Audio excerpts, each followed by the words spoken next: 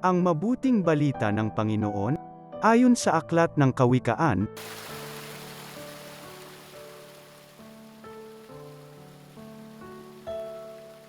mahirap makakita ng mabuting asawa, higit sa mamahaling alahas ang kanyang halaga.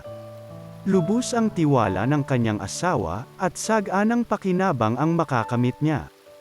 Pinaglilingkuran niya ang kanyang asawa habang sila'y nabubuhay, pawang kabutihan ang ginagawa at di kasamaan.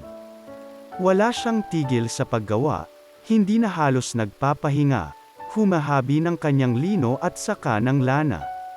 Siya'y gumagawa ng mga sinulid, at humahabi ng sariling damit.